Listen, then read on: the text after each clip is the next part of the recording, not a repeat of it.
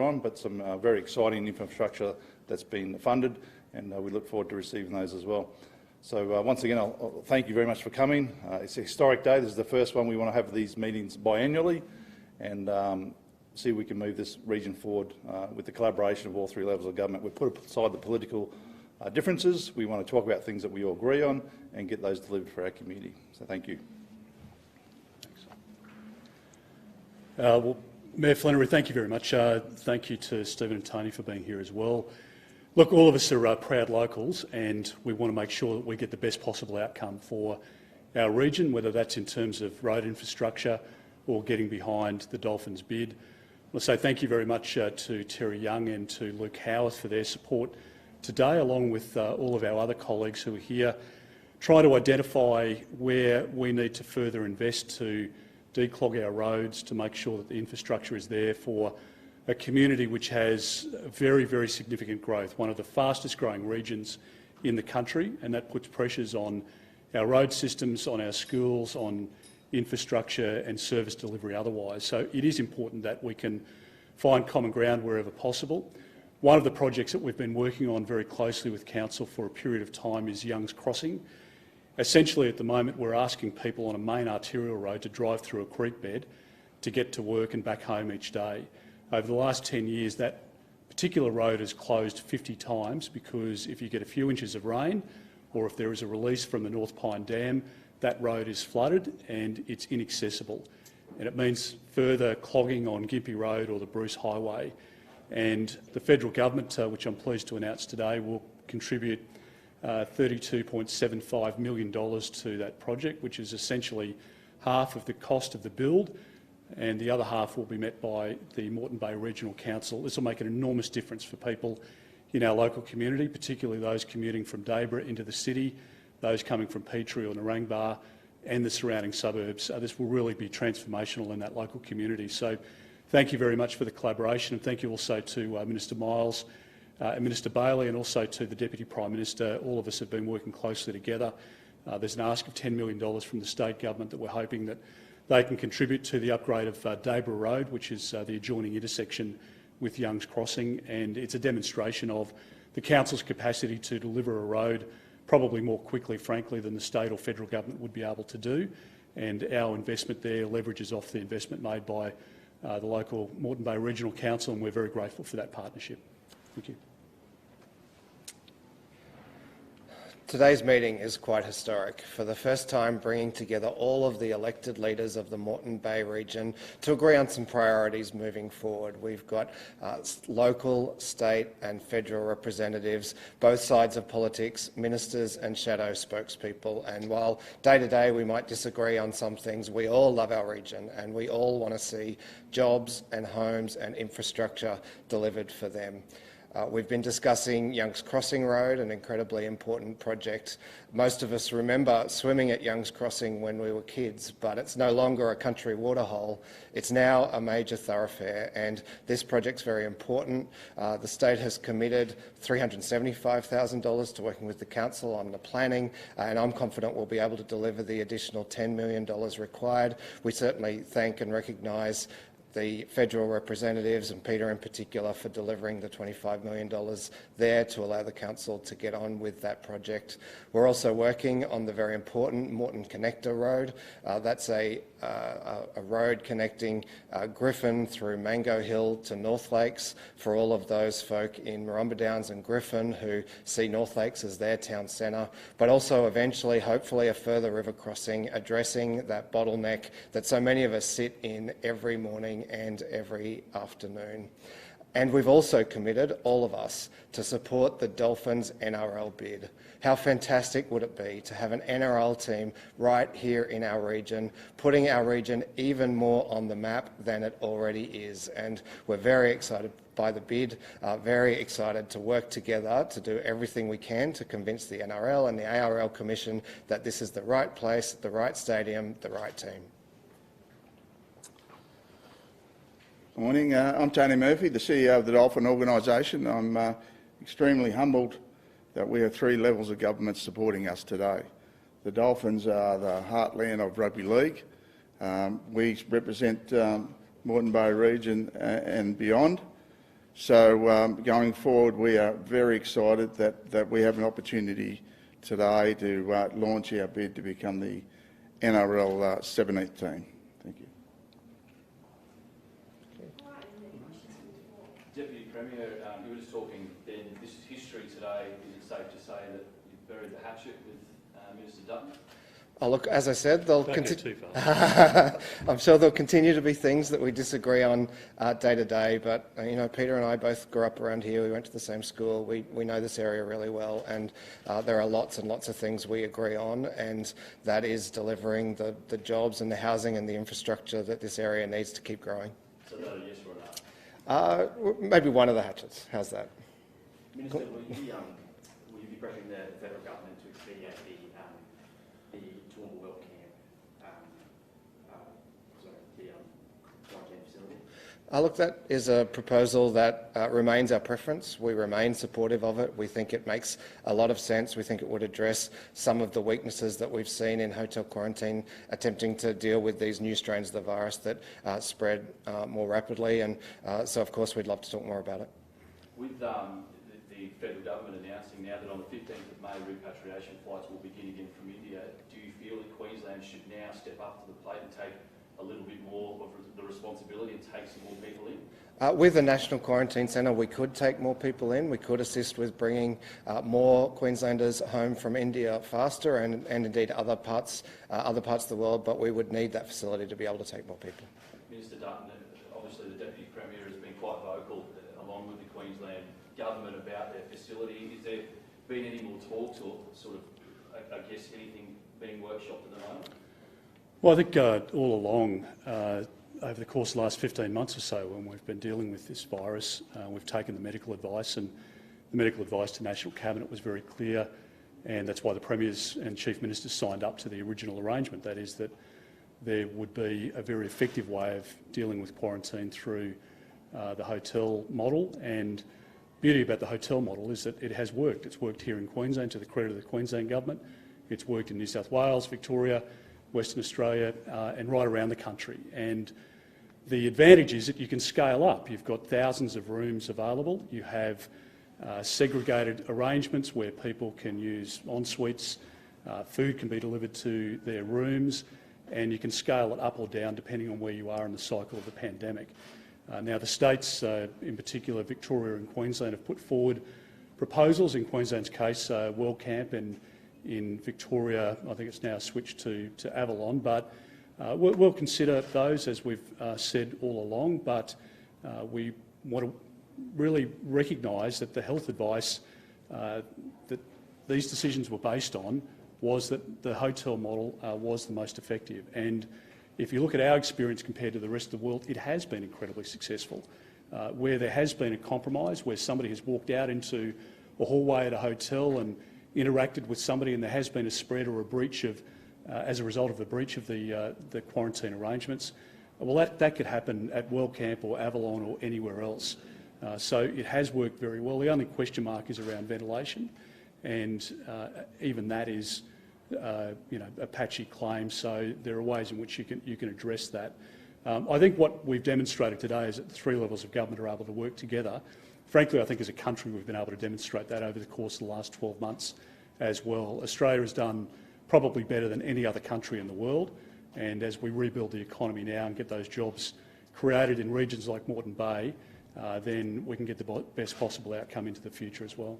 Minister, have you been briefed on the Army's decision to remove LBIT technology, that is radar technology, from various systems by the middle of this month? I don't have any comment to make in relation to that matter at the moment. So I know there's some media interest in it at the moment, but I don't have any comment to make on it today. One other question: given the decision to suspend China and Australia's strategic economic dialogue, how would you describe the current diplomatic relationship with China, and what sort of message do you think China's sending to the neighbours? Well, I think as the Trade Minister put it well yesterday, it's disappointing, but we'll continue to act in our national interest. I want to make sure that we do everything we can to advance our national interest. We have an incredibly important relationship with China and others in the region, and we're not going to be, as I've pointed out repeatedly, bullied or coerced or forced into a position where we compromise on our values or our principles. Our sovereignty is incredibly important, and China respects that, and other countries no doubt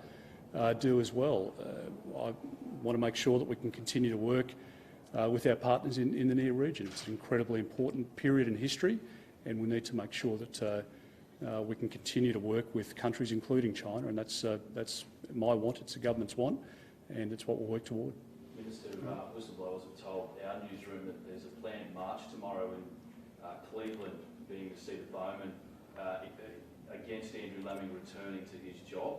Obviously, he's been in the headlines quite a bit over the last month. Your position on him, has he changed at all, and do you think that he's fit to return to Parliament when budget sits? Well, Andrew's, I think, frankly been clear and upfront about his position, and that is that he's not going to contest the next election. I think people who criticise him would be, well served if they had a look at his record and looked at what he's been able to deliver for his local community. He's made mistakes, and importantly, he's owned up to them.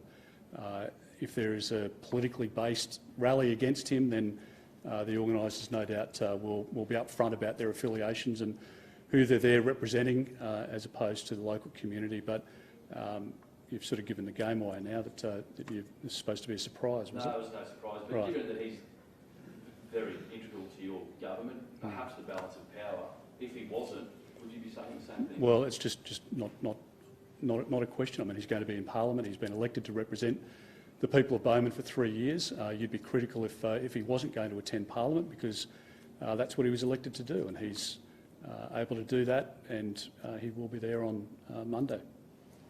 And finally, how did you turn your back on the Broncos? Oh, well, Especially in the time of need.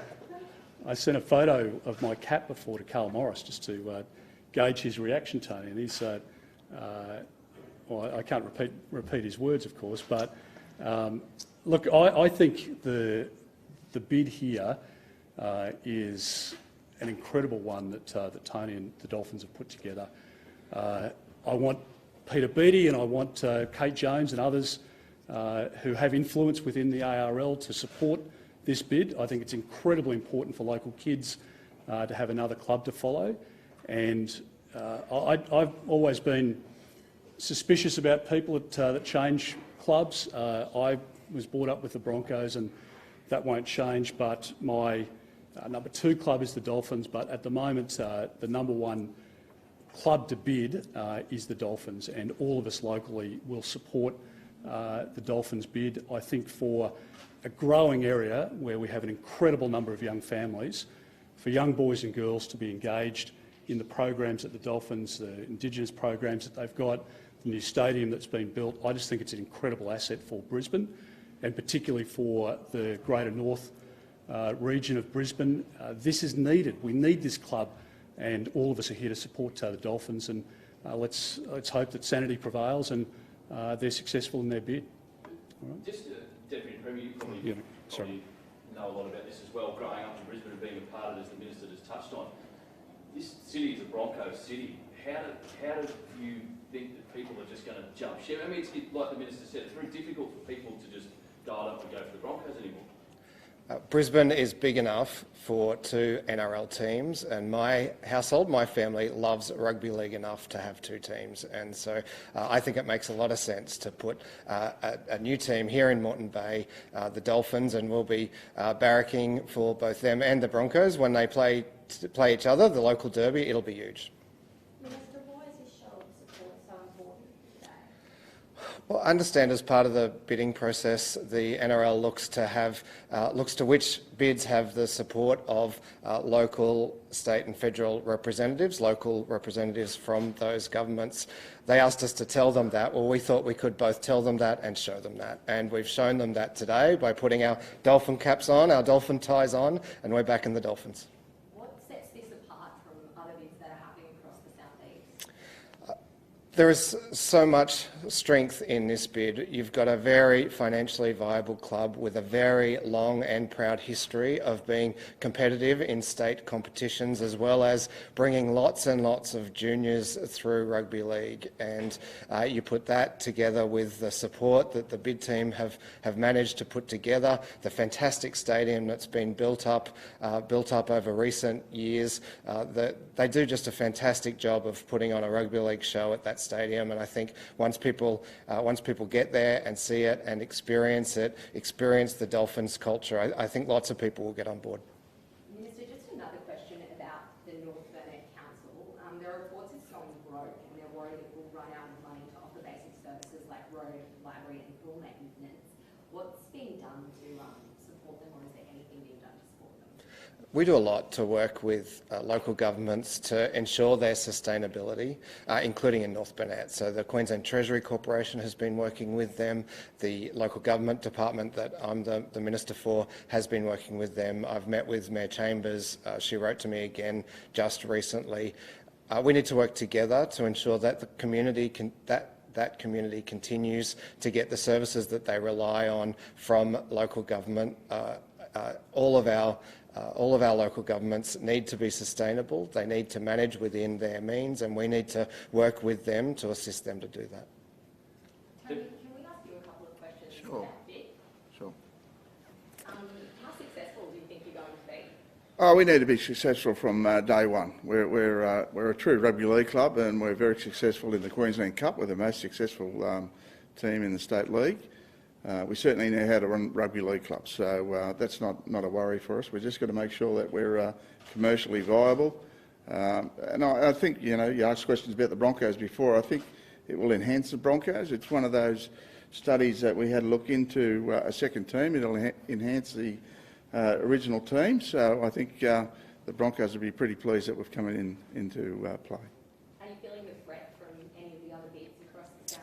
I don't worry too much about anybody else. I just worry about what we can do, and I believe we've got the best bid. But if someone was to beat us, well, it'd be an unbelievable bid. So, look, I don't really, no, I don't really worry about anybody else, no. How will today help the bid? Oh, look, just the support, it's given me a boost. I just have these guys come along and ladies to come along and said we're part of the Dolphins bid is just so, as I said, humbling, because they're such important people, and it just puts our bid right and centre and front of the NRL Commission.